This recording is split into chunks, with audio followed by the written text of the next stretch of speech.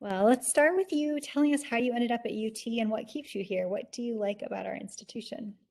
So I have been at UT for a very long time. It's going on now 20 years.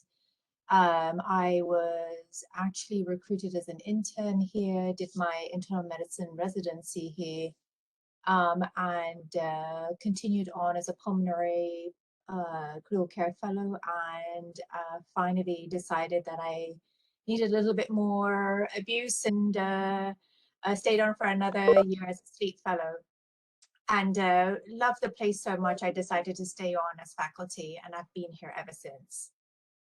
That's amazing. So you did your residency here. What are some of your favorite memories of being a resident here at this institution? I think it was the fun that I had on my rotations with the group of residents that I worked with, as well as the faculty that we rounded with. It was always fun. It was always light. It was always there was always something to learn each day, and the patient population that we saw during rounds, I mean, it's just phenomenal. And I continue to learn as a fellow, and I still continue to learn from our patients and our trainees actually as part of faculty. Yeah, that's such an important point. Can you tell us a little bit more about the patient population that we work with here, and how we learn so much from them? So I think we're in a very unique place in as far as we are in one of the largest medical centers in the United States, if not in the world. We have a wide range of patients in as far as their economic backgrounds as well as their financial capabilities. So between Memorial Hermann and our Harris Health System, at least from my specialty standpoint, we see cases and pathologies that many of my colleagues say that they've never seen before. As a sleep physician, I see things that other parts of the United States haven't seen. So it's extremely I'm extremely blessed to be here. I'm obviously thankful to our patients, and I do think we do a phenomenal job taking care of them. And it's always a pleasure to be able to share that knowledge with our trainees who benefit as much as we do. Yeah, can you tell me how you would describe a UT resident? What are they like, and what do you like about working with them? So I work with residents in my sleep clinic, as well as when I work and cover the intensive care unit. Probably the closest I work with them is in the sleep clinic. They rotate with me every Thursday. And Jennifer, I cannot tell you how much fun I have working with them. They are sometimes smarter than my fellows. They are eager to pick up a chart. They are eager to learn. I really truly believe that they appreciate being in the clinic, it being one of the few forums or platforms on which they get to learn about sleep medicine. And they ask intelligent questions. They take good care of the patients, and it's a really good environment. It's a great learning environment, but at the same time we joke and we develop good relationships, and many of them actually continue to keep in contact and refer after they've had that experience in the sleep clinic. And a couple of them have actually decided to join us as a sleep fellow after working with us. I know that's true. I know your clinic is one of their favorite places to be, and they appreciate how much they It's fun learn to from have them. Let's talk a little bit about their inpatient experiences. How would you describe what they learn in the ICU setting, and maybe even a little bit about how the pandemic has affected that and whether you felt supported? So I think the pandemic definitely has pushed us to our limits. I don't think any of us, neither in internal medicine or critical care, ever could imagine that we would be going through the situation that we're in right now. I covered the intensive care unit, the COVID unit, right in the beginning of the pandemic when we really didn't have a team. The team that we had at that time, which was not a full team, was essentially myself and residents that volunteered to cover the unit. And, you know, as we were getting the formal team together, between myself and the fellows and our internal medicine residents, we couldn't have done it. They were so dedicated. They were so caring. They worked so hard. Um, Even now, as we have a more formal team, they continue to remain dedicated. They're not only supportive of the patients, of course, but also so supportive of one another.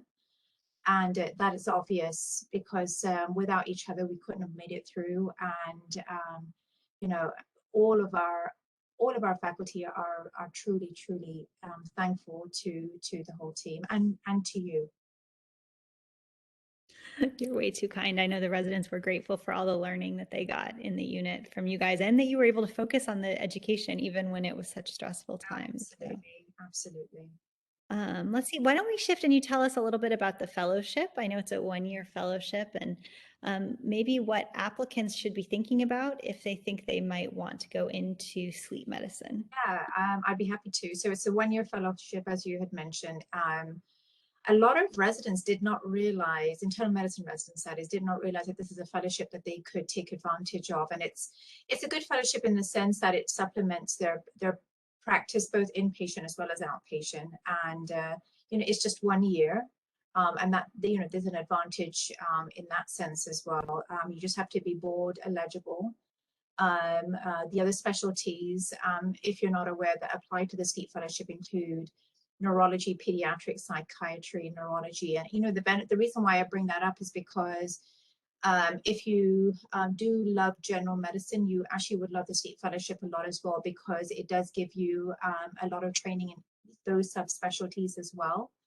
But essentially, we learn about sleep disorder, all types of sleep disorders, but sleep disorder, breathing, insomnia, hypersomnia syndromes through the year, which includes reading studies in the sleep lab, taking care of patients in a clinic. We rotate here at Memorial Hermann. We also rotate at TIR and MD Anderson.